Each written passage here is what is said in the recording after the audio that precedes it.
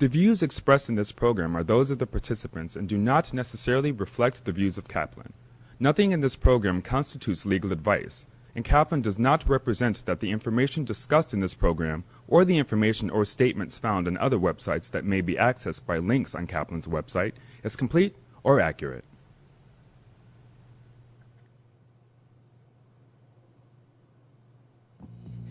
It's been 110 days since the start of the NFL lockout.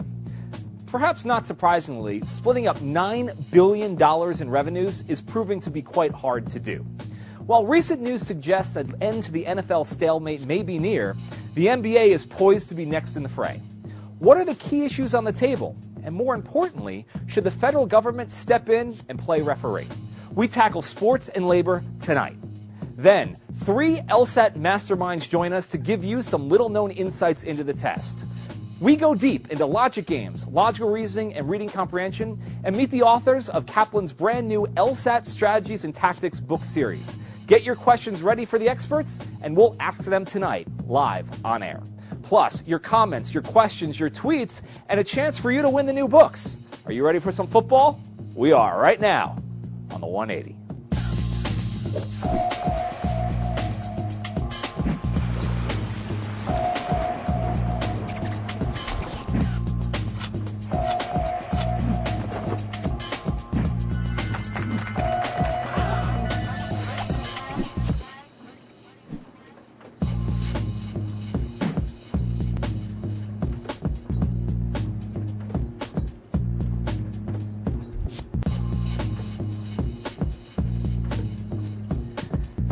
Welcome, guys, to another episode of the 180. Thanks for joining us. I'm Jeff Thomas, and this is our season finale, our special Viewer's Choice episode, a topic selected just for you, and we got a great one on tap for you. But first, what a season it has been.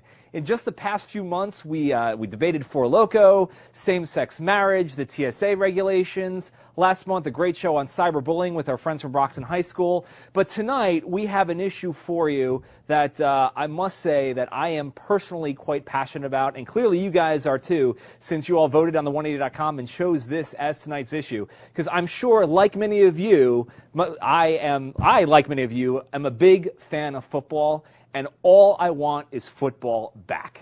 And so tonight we are here with 2 very special guests who are going to talk about what is the best way to finally resolve whatever dispute is going on between the owners and the players and make this thing happen in a few short months so we can have football again in just a couple short weeks. We're going to have lots of great debate, and as always, we want you guys to get involved. And that gives me a chance to introduce my co-host. Now, Sam, who you've come to grow to know and love, is actually on vacation this week, but we were happy to welcome Nikki Achitoff-Gray sitting in. Nikki, how are you? Hi, Jay. Thanks for having me tonight. It's a pleasure to be here. Thank you for being here. We certainly appreciate it. Remind folks, as always, how they can get involved via Twitter tonight. Yep, so as always, we'll be monitoring Twitter. You can tweet us at Kaplan LSAT Prep, hashtag the 180. We welcome your input, so please get involved. And to top it off, if your tweet is aired tonight, we will be giving you a free 180 t-shirt. As always. As always. Absolutely. Thanks a lot, Nikki, and thanks for being here. We appreciate it. We'll check in with you in a bit. All right, guys. And also tonight, we're going to quickly turn this debate over to you. We want your questions. We want you to be heard since we know this is an issue that you care about.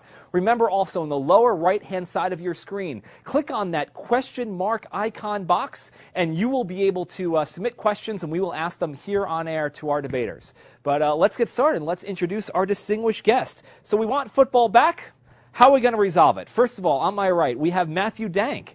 Matt is going to be representing the interest of the owners, NFL owners, and he's going to specifically take the stance that the government should mind its business and allow the negotiation process to resolve itself tonight. And on the 180, we have Richard Roth, and Richard is going to be representing the interests of the NFL Players Association, and he's going to be taking the stance that the federal government should intervene and force an end to the dispute. So, gentlemen, thank you so much for being here. We appreciate it. Thank you. Thank you for having us. You guys know the drill. In just a moment, each of these guys are going to have 60 seconds to craft an opening statement. Then they'll face prepared questions by me that they have not heard prior to tonight. And then we turn it over to you. Keep your questions and your tweets coming all throughout the course of the show. And we want to get to what you have to say and have your questions answered live on air. So, in just a moment, we're going to tee up tonight's first issue. Should the federal government resolve sports labor disputes? Before our guests make their opening statements, recently at a press conference, President Obama had this to say about the issue. Take a look. You've got owners, most of whom are worth close to $1 billion. You've got players who are making millions of dollars. My working assumption at a time when people are having to cut back, compromise, and worry about making the mortgage and paying for their kids' college education is that the two parties should be able to work it out without the President of the United States intervening.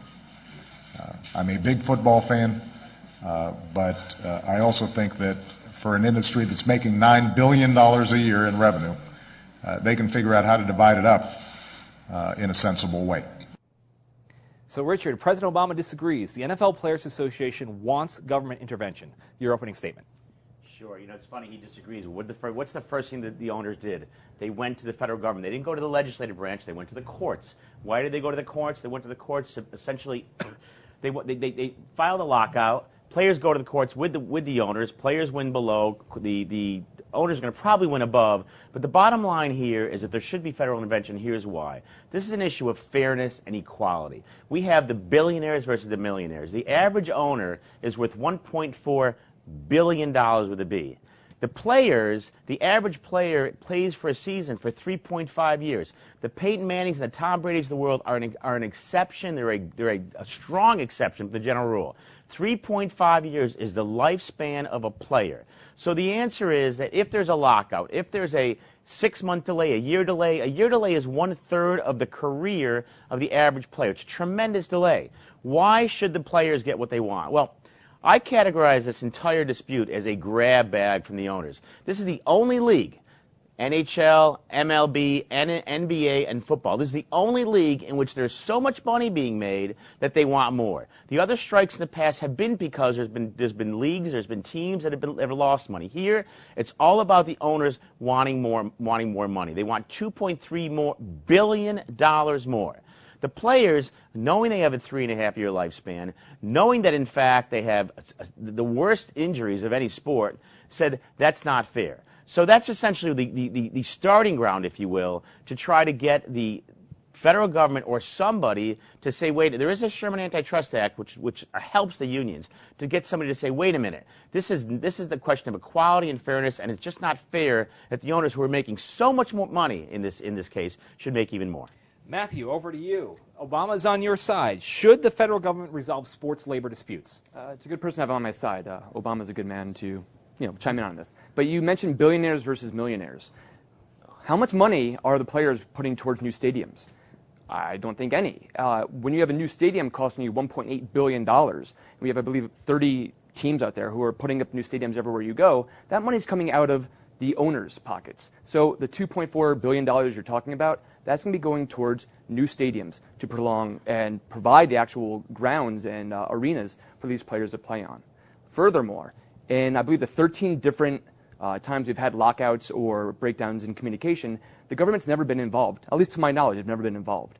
Do we want the government getting involved in these types of issues? We do not. They have bigger issues to deal with. They have more things like wars to worry about than to dealing with billionaires and millionaires. It's really that there is money out there. Sure, there's a lot. There's $9 billion.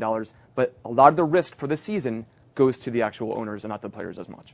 Okay, so a lot of these are very complicated labor law issues, and we don't want to delve too deeply there. But I'm going to ask you, Richard, if you don't mind, to give us a little bit of the basics. Can you define for our audience exactly what is collective bargaining, what is a lockout, and what does decertification from a union standpoint mean? Sure. Collective bargaining is essentially a negotiation between a union and management to try to, if you will, come up to an agreement, a collective bargaining agreement, which essentially is in place. In connection with the NFL, it was in place until I think it was May 3rd or May 4th of this year, at which time it ended and it was extended for another week. Lockout and decertification are also terms that are being used regularly, being thrown around by everyone. A lockout is exactly what it sounds like. It's when management locks the players out, locks the employees out of the factory, of the warehouse, of the store, or in this case, out of the league. They essentially say, we're shutting down our facilities, we're shutting down our teams, you're not going forward. Decertification is really an offense that the players can have, and it's almost like a chess game. If they decertify, then what they are doing is they are saying we are no longer a unit, we are no longer a union. Each player fends for themselves. There's risks in that. The risks are health issues are not necessarily taken care of, but the biggest benefit to that is that they can then go in and sue under the federal antitrust laws in which they can get treble damages. So decertification was a very powerful tool used by the players in this instance. Gotcha. Now, normally, as our audience knows, I remain very impartial in these debates. But in this case, as I said, I'm a fan, and so I have a question for both of you guys. I have a list here of all of the sports labor disputes in the past 40 years, and I want you guys to listen to this, and the audience at home. These are all of the sports labor disputes in the last 40 years. The 1972 MLB strike, the 1981 MLB strike, 1982 NFL strike, 1985 baseball strike, 1987 football strike, 1990 baseball lockout, 92 hockey strike, 94-95 hockey lockout, 94-95 baseball strike, 98-99 NBA lockout, 2000-2004 NHL lockout, the 2011 NFL lockout, and just today, ESPN.com is announcing that the NBA owners have announced that they will indeed lock out their players for bargaining for the 2012 season. It seems almost quite literally that every time there is a contract up for dispute in the sports arena, we have this major labor issue that the public then has to contend with and deal with and go through as fans of very popular, lucrative industries. What is it about sports that makes labor disputes so attractive to it? Well, I will tell you that every one of those lockouts you mentioned, every single one of them were because there were money issues. There were teams that were losing money. In the NBA, several teams lose money. In the NHL, dozens of teams lose money. The one difference, I will answer your question, but the one difference in the scenario we have here is that there's too much money. There's disputes in any dispute, and I as a litigator know this. There's always disputes where people aren't making enough money. There's also disputes where you're making too much money. And here, unlike every one of those that you listed, there's so much money being made, $9.3 billion this year. They're expecting $11 and $12 billion. And mind you, there's 16 games a year. Unlike MLB, unlike the NBA, unlike the NHL, that's a lot of money. So in this instance, the reason why there's a fight is because there's too much money being made. The answer to your question specifically, though, is that there is a very strong consensus. The populace wants to see these games. The ticket owners, the concessions, the nearby stores, anyone who's involved in these arenas. So every one of these lockouts does affect not only the arenas and the people that work there, but it affects its millions and millions of dollars of TV contracts, advertisements, etc. So it does affect the populace as a whole. So 13 work stoppages in four leagues over 40 years. That's a tremendous amount. Are you guys just playing off the public psyche here and just utilizing the public's perception to your benefit to try to support your side, and so you figure some sort of work stoppage is the best way to support your own credibility, or is it just a greed issue? I mean, no, it's not a greed issue. I mean, there are a lot of new associated costs with things. If you look at, not to get into world politics, the cost of oil, the cost of other commodities, the cost of building for these new stadiums, they don't build themselves. For those of us here in New York, we know how much it costs for the Jets and Giants to put that new stadium up. $1.8 billion. Again, a lot of that money comes from the owners, and we have this all over the place. So yes, there is a lot of money being made, but there's also a lot of money being spent, and most of that money is being spent by the owners themselves. So they need to spend on something, but I agree. Every other sport, you have teams losing money. You look at MLB with the Pirates. I mean, I don't think they ever made any money. But in the NFL, there's a lot of parity, there's a lot of money going around, and there needs to be something to be resolved. I agree. Nobody wants the situation that we have no football, but we need to be able to resolve this, that the players can get some things, and the owners can also get more money to maybe cover some of those costs. Here's what happens here. What happens, though, the reason why there's lockouts, the reason why there's strikes, is because they are used as tools. They're bargaining tools. This is a chess game. It's a chess game between management and employees, no different than it would be in any store, in any manufacturing facility. So they're bargaining tools. And what happened in the NFL, which is somewhat unusual, is not, aside from the fact that there's a lot of money being made here, is that the NFL knew that they had a friend in Judge Doty in Minneapolis. And they knew that, in fact, if they went to the same court, the court which is essentially governing all disputes under the old collective bargaining agreement, then they would have a friend in that courthouse and would possibly get a good ruling.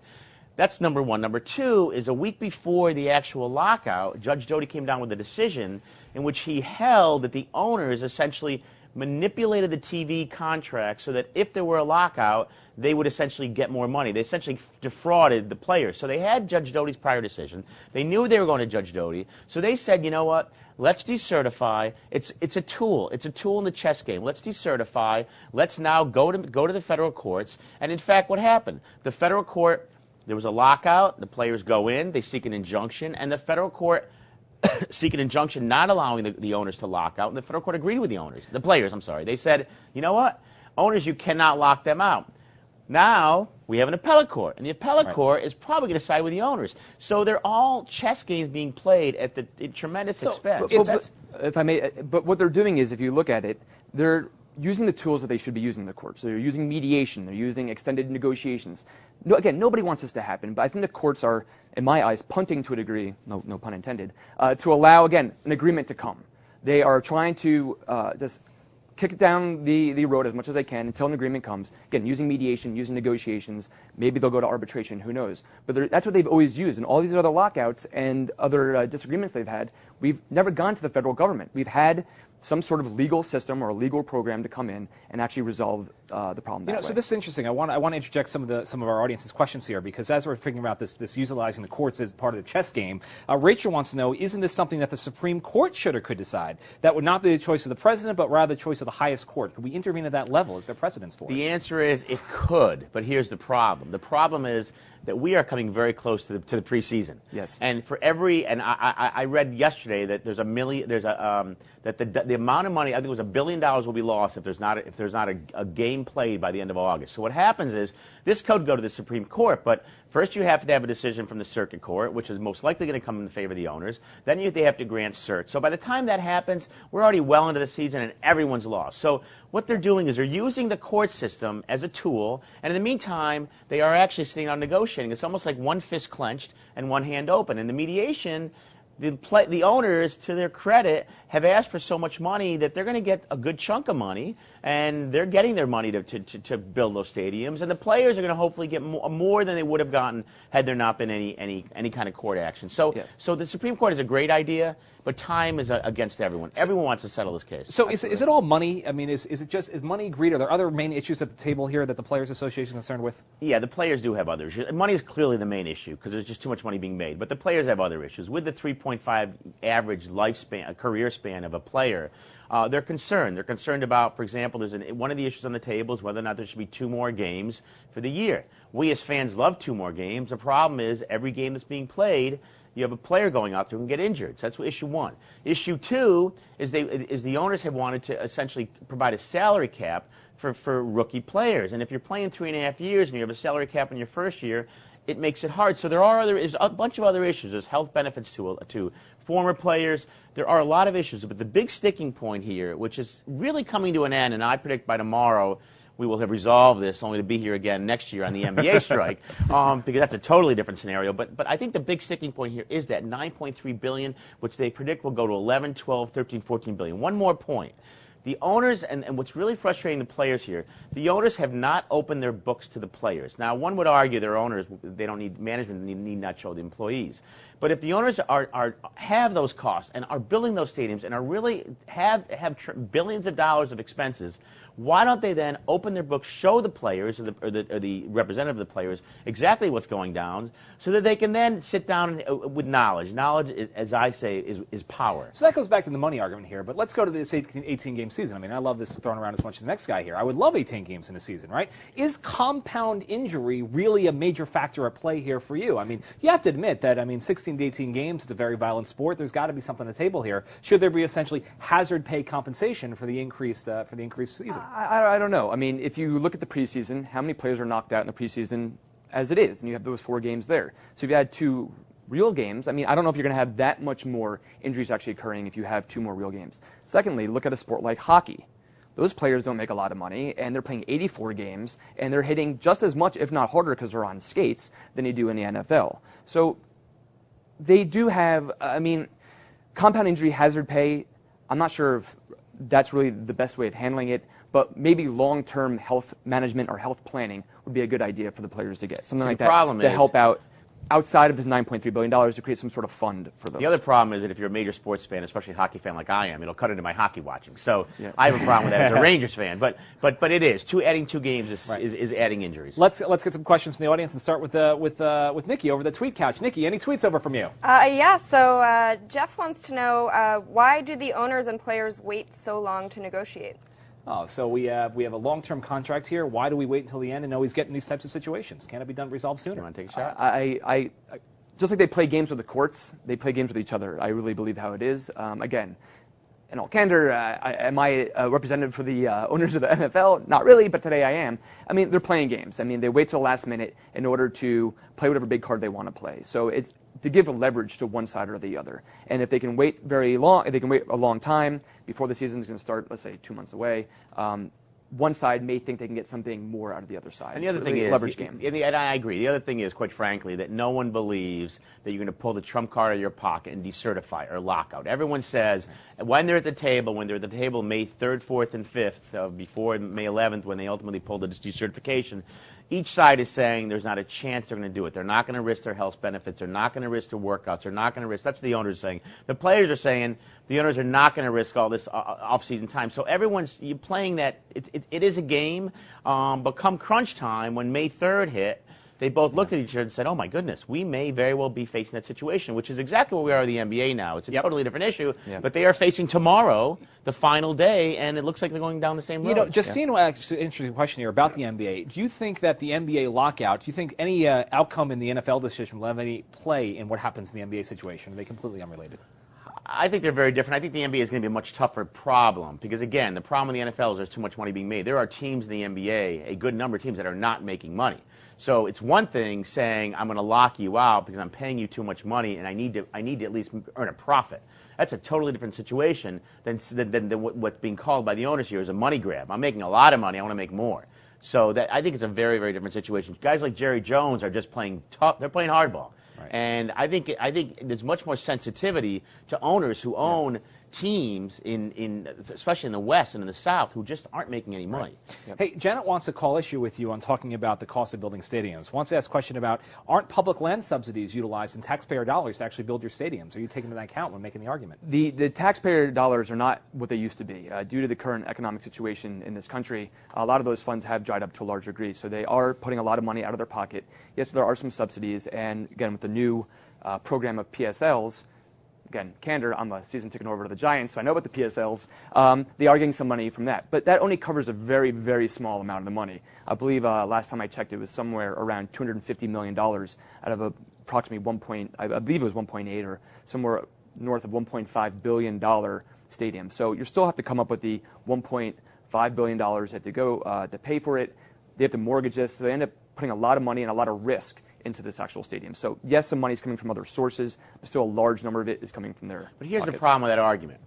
If I'm an owner of the Giants or the Jets, or I'm the owner of the Dallas Cowboys who built the stadium last year, you're going through some serious pen and paper to see how much you're going to make. They're not spending $1.8 billion or $1.5 million on the stadium in New York or in Texas, unless they know they're going to get a profit from it. So to say they have expenses is ignoring the fact that they're going into there with their accountants and their investment bankers and their financial representatives to say, listen, you build this, it's almost like you build this, it will come. So the expenses, to me, in light of the fact that everyone's making money, is sort of a cop-out. I still say this is a money grab here. I mean, we can always go the Green Bay Packer route. I believe that's the only team owned by the fans. Right. So give the fans. That solves the problem right there. We can solve world wars and everything else. Why not? And we'll give the fans the ownership. That's one way of handling it. So you don't have a lot of time getting this, but Comrade did ask, what are the differences between the CBA agreements for the NFL and the NBA? I mean, I think you touched upon this a little bit, but it's not just a money issue. It's we have teams that are not making money in the NBA. Yeah, there's a lot of issues in the NBA. Like I said, I think one of them is people aren't making money versus the too much money being made with the NFL. There are a lot of issues, and they're all coming out. What's happened here is there's been a lot of discussion, a lot of mediation, a lot of sitting down, but it's all been somewhat confidential. So it's going to all blow up. The best thing to do on that question is literally tomorrow morning's paper, or certainly by Saturday morning, when the NBA goes out, when there's a lockout. I don't know if there'll be a decertification. There may or may not be. Again, it gives them the right to go to federal court and seek treble damages. But the answer to that lies really tomorrow when all the stuff, if you will, airs. Got it. Ryan's got a great question here. How are the interests of those workers, stadium employees, et cetera, who are not players represented? They have much to lose if the season is not started on time. So what part do they play in the negotiations? Do you care? We do care.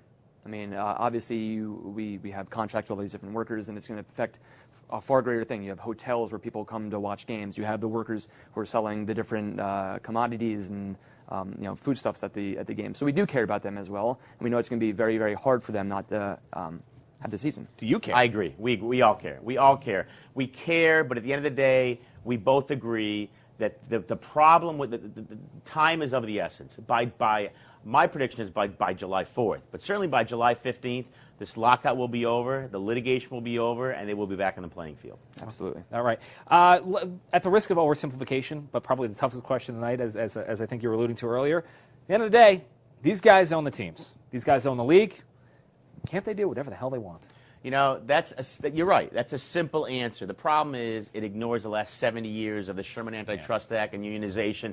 And the unions are really needed more for the NFL and for these players who are, if you will, countrywide than is needed in a lot of other businesses and types of organizations. It's really, really needed here because you have these guys who are coming out of college, they're making $300,000 a year, $150,000 a year, and they are really getting beaten up every single day of the week. So I think in this case you really, really need it. And I do agree.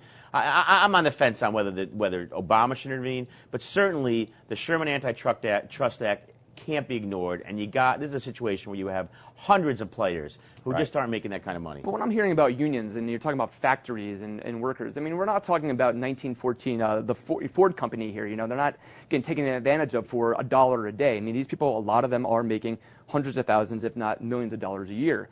Maybe they should get some financial planning. Maybe they should put some money away in order to take care of these things. I mean, should it all be on the owners to take care of them? I don't know. These are adults. We got to wrap. I'll give you the last point. Sure. The NFL has the lowest average salary of the other sports. The lowest average. The MLB has the highest average. So what happens here is you have guys who are literally butting heads. Unlike hockey's tough too, but butting heads. Unlike MLB, unlike the NBA, and you got to have some protection for the player. That's just the bottom line. Gentlemen, in either your expert or non-experted opinion, personal opinion will go that way. Is this thing getting resolved? Are we having football this year? Yes. Yes? It's got to be resolved. It's got to be resolved. It's going to be resolved. It'll be resolved. Yeah. And next week it'll be the NBA, but this will be resolved. I'm in Vegas in 3 weeks. Any early Super Bowl predictions? Wherever Plexico Burress goes. And we didn't have time to touch that issue tonight. What about Peyton Manning? All right. Follow Peyton Manning. Very nice. I don't know. Gentlemen, I really appreciate it. Yep. Matthew, Thank thanks you. so much. Richard, it was great having you here. Hope you enjoyed it. Thanks a lot. It was a great debate. That was fantastic, guys. Hope you enjoyed it. That was for you, our Viewers' Choice debate on the NFL, sports, and labor. We'll all wait and see. I'm with you guys. I hope we have some football real soon. Up next, we switch gears. We know many of you guys are going to be taking the LSAT in just a few short months. The October 1st test date, the most popular exam of the year. We're joined by 3 buddies of mine and 3 great authors of 3 fantastic new books. They'll help you get your 180. Next. Stay tuned.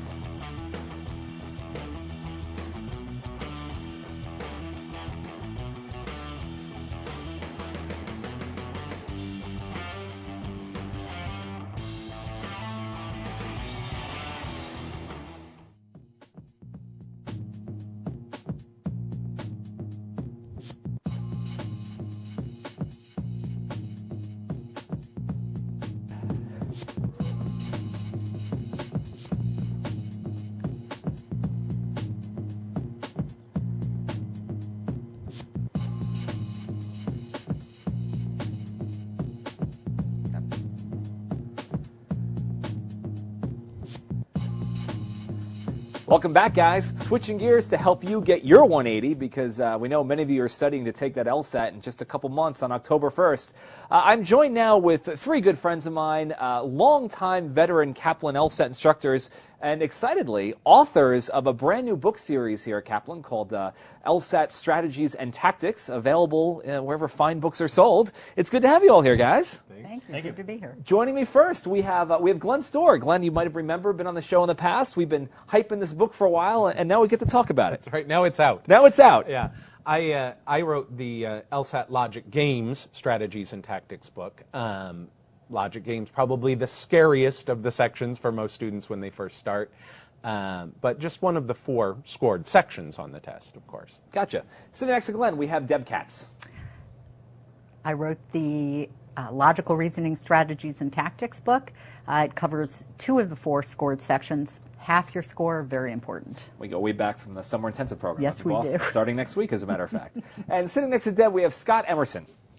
Hi, the author of Reading Comprehension, Strategies and Tactics, and this is a section that a lot of misinformation surrounds, particularly with regards to how you become better at reading for comprehension on the LSAT, so I wrote this book in order to help dispel some of that. So Glenn, Deb, and Scott are certainly all specialists, having written these books, but they're also great LSAT journalists as well, teaching LSAT for Kaplan for a long time. So if you want to ask the experts some questions, let them pour in via Twitter and in the question pod as well, because we'll have lots of time to cover your questions too. We're going to talk about things that are very actionable tonight and things you can walk away changing your approach to in each section of the test. But I want to start, as Scott said, with one of those big misconceptions about the test. A lot of questions that we get asked about are, what does this have to do with law school? Me looking at these dinosaur logic games, how is this going to affect me in torts class? Can you talk a little bit about what skills are tested in each section of the test and how they do eventually relate to what they'll be doing in law school? Glenn, we'll start with you. Yeah, I think it's part and parcel of being an intimidating part of the test, the fact that its connection to law school and law practice isn't very obvious. For logic games, I think that those just go hand in glove. The fact is, you spend your whole 1L year, in most of law school, in fact, in your entire 1L year, taking and reading cases to glean the rules, synthesizing the rules, and applying them to novel cases or hypotheticals that your professor throws at you. Logic games just cuts out the research step. It gives you rules that are disparate to start with, asks you to synthesize them, and then it says, hypothetically, if P is in space 3, what must be true? If Q is in space 3, what can't be? It's so remarkably similar to the application of legal reasoning to legal cases that by the time you're on the other side of it, you look back and you're like, wow, I'm really doing logic games day by day. It's amazing how easy the LSAT looks after you get the legal education, isn't it? Right? That's true anyway. Deb, how about the logical reasoning section of the test? Well, logical reasoning takes the rules and deductions that you make in the logic games. It takes the information that you have gleaned from your reading comprehension passages, and it takes that information and lets you put it together to create an argument, to analyze an argument, to strengthen or weaken an argument, all the question types that they ask you on the LSAT. Logical reasoning is the one that's closest to what you do in the courtroom. Absolutely. Yeah, absolutely. And Scott, I know you're not an attorney yourself. You're just a master LSAT instructor. I shouldn't say just. You're a phenomenal LSAT instructor. You know it better than anybody. But what are the skills tested in reading comp specifically that would be applicable? Well, I think that the question's already been answered really well, and I can build upon the things that my colleagues have already mentioned, because if you are going to understand what the rules are that you want to work with as an attorney, or if you need to understand what the argument is that you need to answer or build upon, well, you've got to understand what that information is first, and anybody who's ever looked at a case that they've had to brief knows that that information can frequently be buried in a lot of extraneous detail. And that's what the reading comprehension section of the LSAT is really designed to look into. The test taker's ability to look at a lot of dense, varied text, often filled with very specific jargon, and to pull out of that the arguments, the specific ideas that are the ones that are really relevant to answering the questions. That's right. You know, and this is really the primary reason why law schools put so much weight on the LSAT and the application process. Right. It certainly serves as the great equalizer, too, but this is why it's so important. Let's dig deep into each section a little bit further. Glenn, we'll start with logic games. You mentioned it's a section that students are most scared of when approaching the test at first. Why is that? And then on the other side, why do students seem to like it at the end of the day? Yeah, it's funny. It is. I have no doubt. I think we all know from the students over the years that they come in and it's like, what are you most intimidated by? Oh, it's the games. I can't do the games. The fact is, though, you know, last time you were at the airport and your flight got delayed, you went into the bookshop, and there's a logic games for fun. You can buy, right? Yeah. People enjoy the rigor of the reasoning. They enjoy that process. The things on the test that make it so intimidating, though, are the speed with which you have to do it. 35 minutes for 23, 24 of those logic games questions is really fast. And that they seem so terribly abstract. It's easy for us in life when a rule has a reason we can see.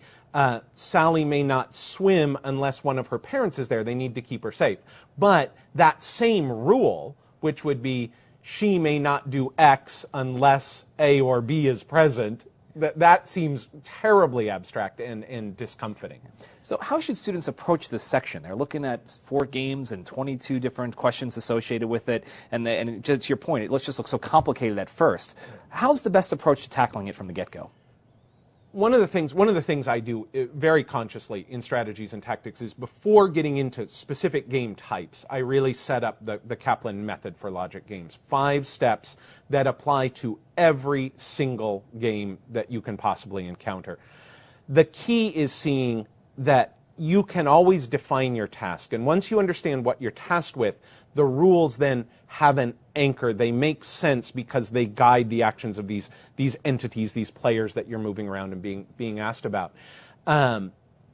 Once you have that sense that I can approach every game the same way, you can start looking for those patterns that help you make more helpful sketches for a specific game task or type and refine that. But I think starting with the sense I can do this almost as a matter of routine. I can do it the same way time and time again. It's very, very important. And I think one of the things that oftentimes makes the logic game section, indeed I know that makes all these sections frightening to students, and that I hope readers of these books will take away, is that while the timing constraints of the LSAT are scary and can certainly be a big part of what makes the section difficult, if you'll put in that little bit of extra time in the beginning, especially in logic games, to make sure that you are aware of your task and that you do take the time to demystify it the way that Glenn's describing, then the questions will be so much easier to answer afterwards. That time is immediately made back up and you'll be that much more accurate. So your book's going to outline that process very well, I know, and I've looked at it. It's a great book. But for the students who just want to walk away from this interview and put it into practice right away, give them something real actionable so they can open up that test booklet and boom, do something different to improve their performance. The thing I would say, and this may strike you a little funny, the thing I would say is the next time you try a game, if you're practicing already, instead of looking at it and asking what can happen here, because there are hundreds and hundreds of possible arrangements, ask and start looking for what can't happen here. What are the restrictions that control these players or entities in the game? Just as an example, if you have a simple sequencing game, 7 students, 7 desks, 1 per desk, 5,040 possible arrangements. Restrict one of them to a desk, place P in desk 3, you're down to 720 possible arrangements. You've reduced it by a factor of 7. It's remarkable the power of restrictions and being able to change your mind to see what must or cannot happen instead of the confusion of what can. And that narrows it down the scope, makes it that much more manageable. That's absolutely. Right. Deb, let's move on to logical reasoning for a moment. So this is the section that seems to be the most static, doesn't change much over time. Students don't find it too hard or too easy per se. But have you noticed any trends develop in logical reasoning over the years? Well, the name of the game for logical reasoning, as you're saying, is predictability. However, there have been one thing in particular. The number of principal questions is up. Probably students will see about 6 or 7 per the 2 scored sections, but it's still 50 to 51 questions total scored on logical reasoning. It's still the same question types. The only thing I want to caution people about is, we learn in logical reasoning, you have to make your assumptions based on what you know in an argument. Don't assume it won't change. Sure. Could alter a little bit. And you said, Jay, students usually report not thinking that it's too hard or too easy. But the fact of the matter is, look at test by test. Look at what the 4 or 5 hardest questions for students to answer. They always wind up being individual logical reasoning questions. Yeah. So let's talk about that a little bit. So you talk about individual logical reasoning questions. When a student approaches the section from the get-go, we often hear about students just doing LR section after LR section after LR section. But you're talking about this at the question level. How should students approach it, from the section level or the question level? Definitely from the question level. That's how I've set up the logical reasoning book, so that students can look at each question type individually, get to know it, get familiar with it, and then be able to put it into a section. The strategy that we use at Kaplan is the same for every logical reasoning question type. It does not matter. It's applied differently based on the question. So once you read the question and you know what your job is to do in that question, you go back and read the paragraph, you know what you're looking for. And you have to get comfortable with that question by question. I find that students worry about time first. And, if I would tell them anything in the beginning, put time aside. You need to learn the skill first. You'll practice and then get to a point of worrying about the timing of it. Same question I asked Glenn a moment ago. Give the students something actionable. They walk away from here, they practice an LR section. What can they do differently next time that'll help improve their performance immediately? Well, considering that the assumption family of questions, assumption, flaw, strengthened, and weakened questions, account for half of the scored questions in logical reasoning, I would definitely say that they need to spend their practice time there in the beginning. And once they get comfortable with those different question types, they should try, when they get a strengthened question, to turn it into an assumption question, turn it into a weakened question and a flaw question. Answer those so that they can get very flexible in taking the arguments apart, putting them back together in different ways. And actually in the book, I have an exercise that we do that. So it will help them tremendously. Excellent. Scott, reading comprehension. Now, reading comp is the section where I think, and you guys disagree, feel free to, but we don't see students do the most drastic improvement in this section. It's the one where it's the toughest for students to make immediate ground overnight. Would you agree with that? Yes, there's definitely a learning curve in my experience with the students that I've worked with, many students I've worked with over the years. It's not something you just pick up and run with right away. So why do you think that is? Why is it so difficult to Well, I think it comes back to a fundamental idea that I think will make sense to anybody who thinks it through for a moment from this perspective. Logic games, for the first time, when we see them, appear very alien. Typically, even if it is a task that we've done, perhaps picking up a magazine on the way to the airport, we've seen something like this, but we've never had to do it under tight time constraints and under the kind of pressures that the LSAT puts on us. Logical reasoning, well, we're familiar with arguments, and we're all, I think, familiar with arguing, but we don't necessarily understand at first how to work with these kinds of arguments, but at least it's based on something that we can refer to in our everyday lives. Reading comprehension is solely based on something that we do all the time and that we do a very specific way. And here's the thing we got to remember. The way that you read in your everyday life is almost antithetical to the way that you have to read to do your best on the LSAT reading comprehension, and that's one of the reasons why it's so challenging. Can you explain a little bit more? How do students read in their everyday life that's different than how they read on the LSAT? Sure. Think about the way you pick up a novel that you're enjoying. You tend to flip through it a few pages at a time. You might concentrate on a few details you find interesting. If there's a nice bit of imagery, you might go back and look at that again and say, oh, I kind of like the way you described that, I don't know, dinner table that was laid out in the banquet hall. You'll go back and you'll look at things. You may reread ideas that you weren't quite so clear on the first time through. Whereas with the clock ticking on the LSAT reading comprehension section, well, you know that you're reading this passage for the sole purpose of answering questions. And if we find ourselves looking over details too carefully, if we find ourselves dwelling on the little things that aren't likely to be of much importance in the question section, then that time counts against us ultimately in the section. Let me ask you this, though. Reading comprehension is often also not a foreign concept to students. They've seen it, all of our students have seen it on the SAT or on the ACT, on some other exam. What makes reading comprehension on the LSAT different than the skill of reading comprehension being tested on some other standardized test? Well, one of the ways in which that's pretty obvious at a glance is that the level of reading is a little bit higher level in the LSAT compared to, say, the SAT or maybe something like like a lot the of it, GRE. actually, right? Right, exactly. It's predictable topics. You're always going to see law, natural science, social science, and humanities. You know, that's always predictable. But the passages are explicitly chosen, at least a couple of them per LSAT, to be dense, full of what we might call field-specific jargon, not the kind of thing that they expect a layperson to pick up. And they do this purposefully. They don't want you to be able to necessarily pick up the passage and understand all the text that you see there. So you combine that with the fact that the questions on the LSAT compared to some of these other tests focus much more on the why. Why was a certain example used rather than what is the information in that example. And then it becomes imperative that the person who's working through the reading comprehension section stay focused on the right things, not get bogged down once again in the details, and then know how to answer questions of a slightly higher level of sophistication about tougher material. You know, yeah. Sorry to Please. butt in, but you know, another thing, and I don't know how much you address this explicitly in strategies and tactics, but I'll tell you, I think all of us have seen it with students. One of the other things about reading comp that's so interesting is students tend to think that the answer choices are more ambiguous and sort of like, well, that one's kind of right, but that one's kind of right too. The great thing about logic games is it's pretty clear after you practice a little bit. There's one right and there's four that are absolutely demonstrably wrong.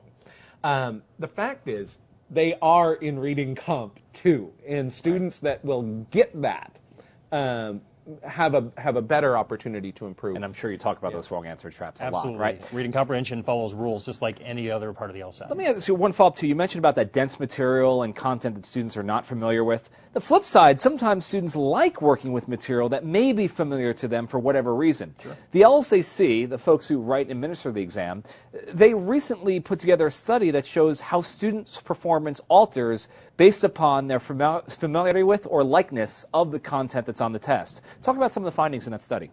Well, it's one of those things that I don't think anybody would be too surprised by the findings of the study, but at the same time, they are a bit counterintuitive when first examined. To nobody's surprise, what the LSAC found here was that for people who have an affinity for the material or have some familiarity with it, well, they tend to read it more easily because they're more interested in it. They have some background, and they tend to read it more deeply. But going back to what we were talking about before, this is their downfall, because what the LSAC report also found was that if you have a deeper interest in the material and if you read it more deeply, everybody keep this in mind, please, if you're preparing for the LSAT, if you read it more deeply, you are less likely to score points in the section. And the reason why is you are losing time over irrelevancies. So in essence, what the study finds is that while it may do you some favors in terms of raw comprehension of the material, it's not necessarily doing you any favors in terms of understanding the things that are tested and that are worth points on the exam. Gotcha. Let me ask you the actionable question. They pick up a reading comp passage, what do? After mastering the art of reading strategically, one of the most important, crucial parts of the Kaplan method, which I lay out in great detail in Strategies and Tactics, you then move on to the question set. You're going to be moving through a process of identifying the question, figuring out research you need to do, and then making a prediction, okay? Making that prediction, matching it to an answer choice, being willing to take that point and move on takes some courage, and it takes some skill to build up, but it is worth it. And I'll give you a simple justification, okay? If you take up all the answer choices in any given single passage, the questions that go with that passage, oftentimes they add up to as much as, or in a few cases more than, the total amount of text that's in the passage itself. You do not have time to read the passage and then the passage again in the form of all of those answer choices, most of which are completely wrong.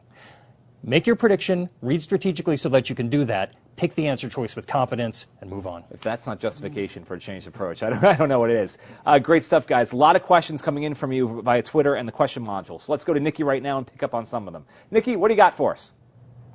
Hey, so we've had some great comments coming in. Toya wants us to know that she thought it was an amazing debate, especially for those looking to go into sports law. Nice. Glad you enjoyed it, Toya. Oh, great, Latoya.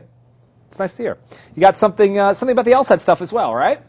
Yeah, so Becky would like to know how to handle the mental stress of the test. Oh, how to handle the mental stress of the test. Stress, anxiety. Who wants to take it? Real quick, we got about 10 questions to get through here. All right. I think one of the things to do, frankly, is, and this is a little tough love, remember that you're going to law school. Law school is a lot of mental pressure. There are a lot of put it on the line, perform today. And of course, those are the moments for your clients in law practice that will make and break you as a success. Take that and channel it to, yes, I'm playing in the big game. Yes, Yeah. this is my chance to shine. And you beat back and use that. A lot of positive energy. That's Absolutely. right. Question from Jennifer for you, Deb. I heard Dr. Deborah Katz, very formal, very nice, said to focus on practicing the LSAT questions and not worry about timing it first when learning. When is the best time to switch to time practice tests when preparing for the LSAT? Good question. That is a great question. And timing should be turned to after you have a comfort level with the particular question. You can go ahead and time yourself for a few questions of that same type. Don't move to a full section until you're really much more comfortable with the questions you're working on. Gotcha. Julie wants to know, one for you, Scott. How do you recommend choosing the order of attack for reading comprehension passages without wasting too much time in the review of the passages? That's an excellent question. I'm really glad you're already thinking about triage. Two things to keep in mind. Number one, you can just glance 10 seconds, 15 at the most, at each passage, looking for short paragraphs and for keywords that give you a clear sense of structure right at the beginning. The other thing to remember is that traditionally, or at least up till now, the comparative reading passages have tended to feature a lot of inference questions that are time-consuming, so consider deprioritizing that just de facto. Got it. You have another tweet for us, Nikki, correct? Yeah, I Let's sure go back do. to you. What do you got? So Jennifer would like to know what to do if you don't know a question. Should you guess or should you move on? Guess or move on if you don't know a question. I would say actually move on first. I mean, it depends on, do you have 30 seconds left in the section or 20 minutes left in the section? When you see it, if it strikes you, I can't do this, move on. Often when you come back, you go, oh, it says not. Yeah, right. and then it's very clear. Yeah. So move on first, but keep track of where you are in the section, and then ultimately, if you have to guess, that's the right one to guess on anyway, because it's one that was timing you. That's right. Never leave a question blank on the LSAT. That's right. Janae wants to know, Deb, I'm going to throw this to you, doing so much work at SIP. Would you encourage studying the LSAT with friends? You know what? It depends on how you learn best. There's nothing wrong with studying with friends. I think it's a great idea if you learn best by talking out loud. They might even motivate you. Stay on track. Maybe you're just sitting side by side, knowing that someone's there. You can study. The caution I'd give is make sure it's not. Make sure it's really a dyad. Don't study with a friend, which means sit and listen to your friend tell you how they did it. Right. You have to be doing that work yourself too. Gotcha. Jatoya, back to you, Scott. Is it beneficial to underline and circle information throughout the reading comp portion of the LSAT? Most definitely. and it's really more a question of what do you circle and underline. Simple example. If the author of the passage says what's crucial about these painters is that they are innovators and not prophets, and then it says, for example, circle that word for example because you do not want to waste time memorizing that example. But if a question asks about it, you've got a clear signpost right where that is. Just don't try to circle and underline everything in the passage, otherwise figure and ground gets a little blurred. But learn the right things to take note of. This is one of the realest questions we've ever been asked, and I love it. Reed wants to know, what do you find most daunting when teaching an LSAT class? You're real people, right? Real teachers? What is it? That's right. There's a lot of things. I mean, the toughest moment is when you think, I have set them up. This is perfect. I've helped them walk right through. They're ready. Okay, guys. So what's the right answer? And silence. But but that's on me, right? That's to elicit that thinking and guide you there.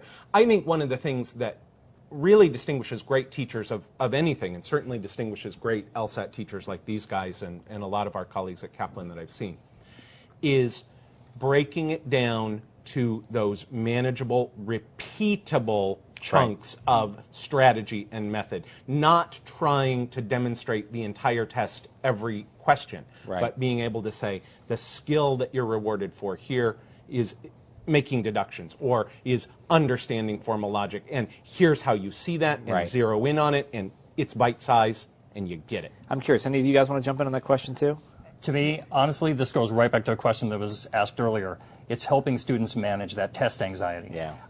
Cycle after cycle, that's really, really challenging, but one of the things I'd add to that is not only is that kind of anxiety it's legitimate. You have to remember that. If you delegitimize it and think, well, I just shouldn't worry about it, then you have no way to deal with it. It really comes down, though, to helping students control the things that can be controlled on test day. It's not worrying about, will the proctors mess up, or will I lose a couple of seconds? It's controlling the aspects of the test that you can control, and all of that comes from mastering proper strategy. But I do find it challenging cycle after cycle working with those stress levels. Yeah. And I'm going to add to the conversation that it is daunting to get students to practice.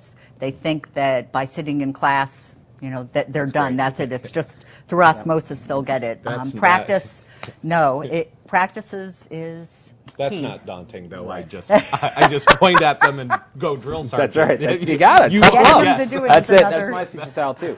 James wants to know, when first introduced to the LSAT, should there be more time spent on practicing specific sections and exercises than others? I think sure. I mean, what's worth the most points on the test? Right. Logical reasoning. Logical reasoning is half your score, and we know that the assumption family of questions covers half the logical reasoning points. So that alone you got is worth a quarter of the test. to start there. Yeah. One of the things that Kaplan does really well, the diagnostic test that students take at the beginning of every class, really helps them identify their individual strengths and weaknesses. So it's not a one-size-fits-all answer to that question. One of the things that students do is they look and they say, that's the one area I'm weak in, and they actually make a mistake by putting all of their attention there, because you can, as long as you're adding right answers, you can build on strengths and remedy weaknesses and have the same positive effect on your score. But you got to know who you are as a test taker. And every extra question you get right can exponentially increase students' chances of getting to law school. Absolutely. We got to wrap up real quickly here, but we got 3 brand new books here: Logic Reasoning Unlocked, Logic Games Unlocked, Reading Comp Unlocked. What makes these books different? Kaplan's released a lot of books over the years. There are a lot of other books that are out on the market. What's so special about this new triage?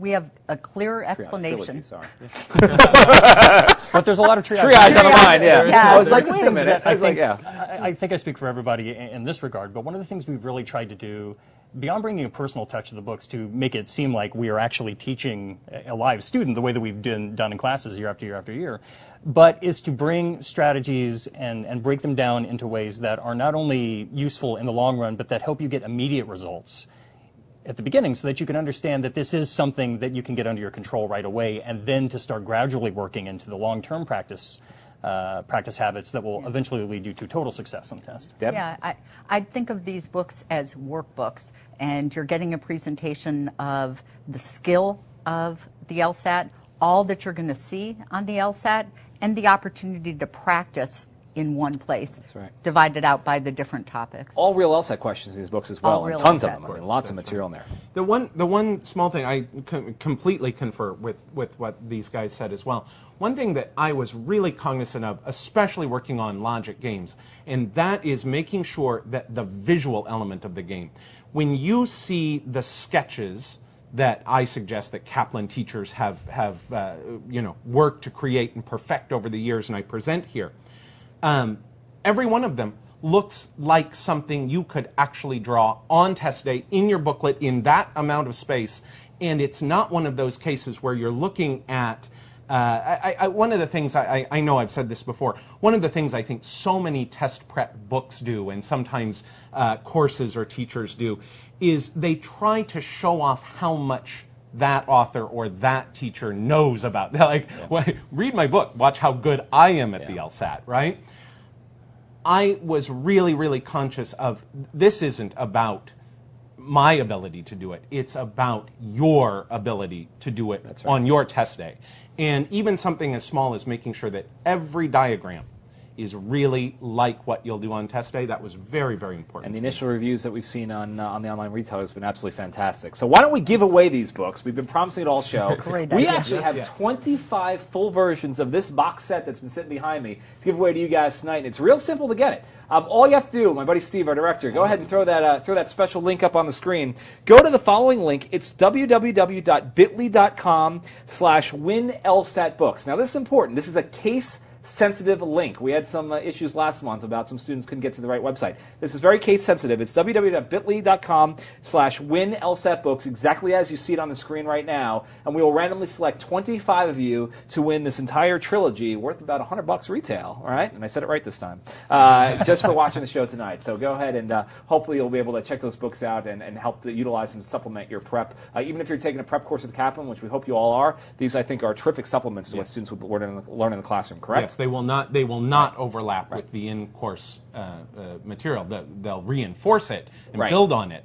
But it's not like you worry about duplicating. That's great. And one other thing with these guys as well, this is not the last time you can see them. They're actually hosting a series of events for us throughout the month of July. It's called our LSAT Unlock series. The next week we're showcasing logical reasoning. The following week we're showcasing logic games. And the third week we're showcasing reading comprehension. And Deb, Glenn, and Scott will be on hand doing a full 90-minute event going in-depth into the sections of expertise that their books covered. So right now you're seeing a slide on the screen right now that talks about those events that are happening, the dates and times of the next couple weeks. Just simply go to kaplanlsat.com and you'll be able to sign up for all of those events. They're all free events to attend and spend 90 minutes with these guys and learn a whole lot more about the LSAT.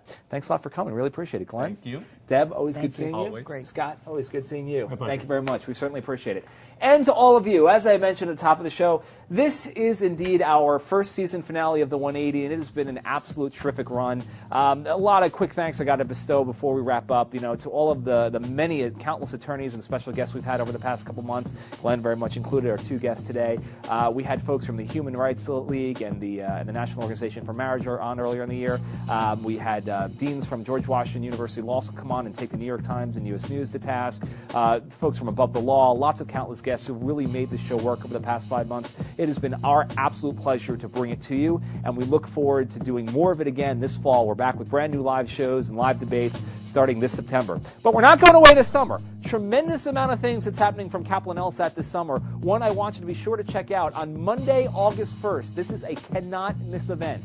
Monday, August 1st, we will have admissions officers here in studio from, get this, 4 top 20 law schools: UCLA, University of Michigan, UVA, and GW. And we are going to do a mock application behind-the-scenes event where you will review actual candidates' applications to law school, and you will engage in a conversation with them and judge who should be the one that gets into their schools. Phenomenal event to get a peek behind the curtain and see exactly what happens in a law school admissions committee. That's going to be on Monday, August 1st. There's a slide on the screen about that right now. You get information about that event and sign up for it at bit.ly.com/Kaplan mock admissions. And that'll pretty much do it from now. Thanks again, guys. Nikki, thank you so much for filling in tonight. You did a phenomenal job.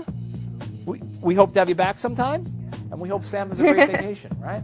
For lots of more information about all the things that we do here at Kaplan, lots of ways to check us out, of course. Follow us on Facebook. Check us out on Twitter, Jabin All Night Long. You can go on YouTube and see clips from the 180 and lots of our other products that we have available, including our logic games, reasoning, and reading comp on-demand courses. And, of course, you can sign up for any of our upcoming free events, and especially our LSAT prep classes at www.kaplanlsat.com. It's been another great show. Thank you to everybody, and thank you to you. This is our Viewer's Choice episode. You are crucial to making this happen, and we'll look forward to seeing you again real soon. Until next time, remember, this is Jeff Thomas from Kaplan saying, here at Kaplan, we raise the bar.